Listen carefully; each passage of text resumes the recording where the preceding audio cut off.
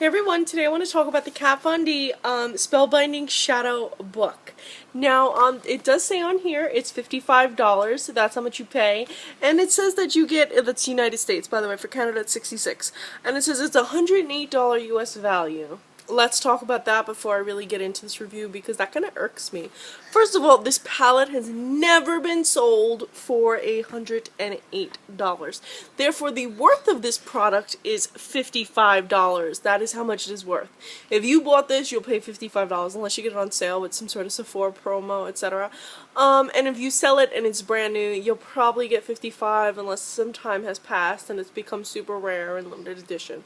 So when they tell you it's worth $108, is it really worth $108? Not really. Now, the actual product looks just like the design on the cover, except for it's more contrasted. I would have liked to see this almost wallpaper-like design with the skulls on here instead of just the plain black, but you know what? It's sleek. I like it. And it does open up this way rather than like a storybook, you know, rather than like this. Not too much of a fan of it, but it's really compact. You can't throw it in your purse, obviously. Now, there's some instructions on how to use this palette on the back of the palette, and it says Spellbinding Shadow book, how to use. Each set of shades are paired together to create perfectly layered looks. Apply Geek on the lids and then blend in Fallen. They're showing you the little example right there. It also says for a completely look, apply Fallen on the lids and then blend Geek. What they're kind of telling you is that if you're a makeup novice and you are unaware that you can layer shades, that's what they're telling you. I find it kind of insulting if you are, you know, if you know a lot about makeup or you've been applying your makeup for some time. I kind of find this almost really dumbed down. Am I the only one that feels this way? I felt like a little offended, like Kat Von D was treating us like we were complete imbeciles and we didn't know that we could layer the shades on to get new shades. But a lot of these shades blend very well together. Overall, their performance is great. Some of the shades are a little bit powdery than I expected, but there is a range of different, there is a good range of different finishes. There is a good range of different finishes, so you don't have to worry about all the shades being too powdery.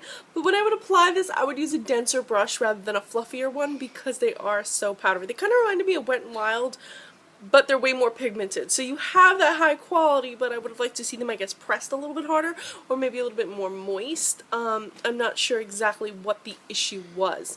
Now, you do get quite a lot of shadows here. And she says to look at it as in pairs. I look at it as in like quads of 6, like not quads, but trios of 3. And I like to think of it that way because it really makes. Now, by the way, my friend had pointed out when we looked at the back of the box that it doesn't look like this, and she said if it had looked like this, she would have been more interested in it. This is more accurate to what it looks like. Let me open it up and show you just a comparison on what you see on the back versus what you're actually getting. As you can see, the shades are much smaller, but don't worry about that because they're actually the size of a regular eyeshadow.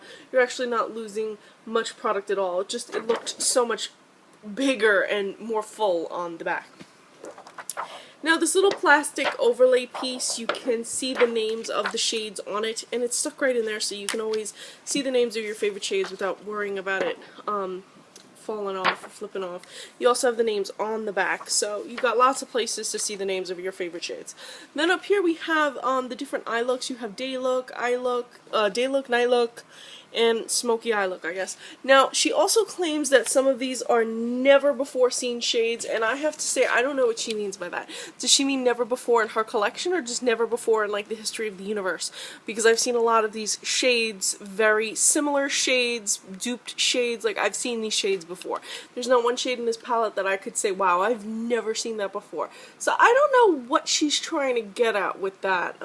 That left me scratching my head, but she did star the ones that she felt were never before seen shades.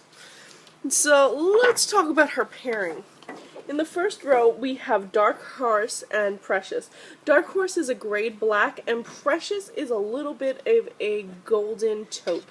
Really good for a smoky eye, whether you want to pile them on top of each other, blend them together, or mix and match them with something else. By the way, don't let all the bright colors scare you. There's plenty of neutrals in here that you can use your bright colors more as a pop of color rather than as your entire lid color. But if you like to get creative, you do have that option in here, which is nice. The second row we have on this side is Sunset Boulevard and 8-Bit. Sunset Boulevard is a beautiful gold, while 8-Bit is a bit of an emeraldy green. Then we have Holy Bible and Oddfellow. Holy Bible is a blued pearlescent shade right here, and it's really, really soft. It's a really soft shade that I guess would work great as a highlighter, but Oddfellow is a really fantastic color. It's a dark, dark shade that also has a reflection of green in the light, like that turquoise reflection, and it has a little bit of like magenta sparkle in it, very slightly. Now it does say on the instructions on top to pat on these shades, the ones that are a little bit sparkly, but I tried that today and I still lost all the sparkle. Believe it or not, I'm wearing a really sparkly shade on my eyes. Can you tell? Can you tell all the glitter? Exactly. But yeah, so they kind of found that, but overall it is pretty, like even when you blend it out, it's still a pretty shade and it still has that reflection, but you do lose a lot of the glitter very fast. Like I said, a lot of these shades they wear a long time, by the way, and they're easy to blend, but you lose that micro glitter. Then the next row we have is Stupid Autocorrect and Instaglam. Simple, feminine, pink look. Then we have Smile Now, Cry Later. Good for if you're not so bold and daring.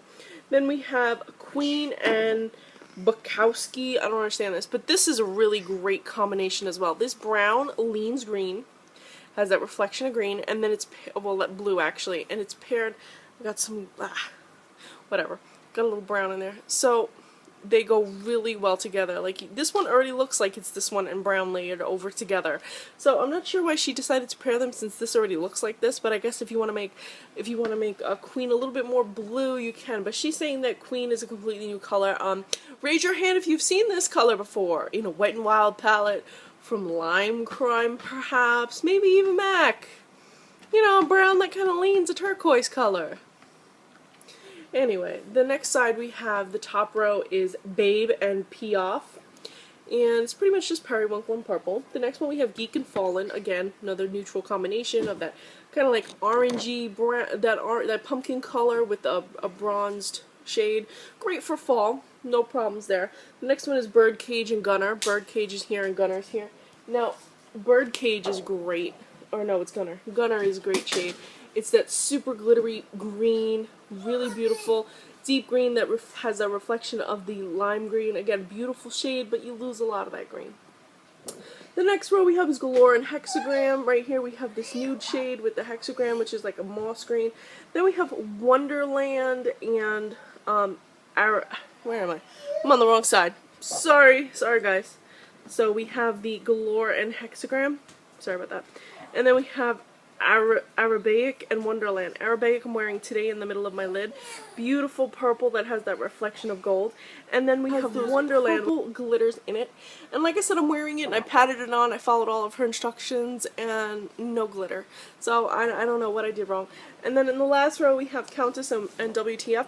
Countess is just a creamy color and it's matte. And then we have a more satiny WTF. So if you were looking for that bright red for the fall season or even the Christmas season, you found it right here. Even all these 4 shades would make a really hot look, especially for the Christmas season. So overall, it's a good value for its money. You get a lot of product within this palette.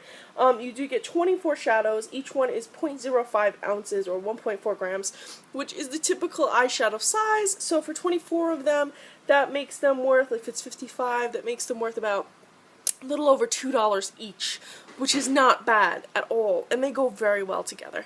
So you could check them out. You could check this product out. It's by Kat Von D, and it's in Sephora right now, and it retails for $55 plus tax. I'll leave a link below for you to go to Sephora. And what else can I say? Follow me on Instagram. I have the swatches there, but I'm gonna have swatches following the end of this video.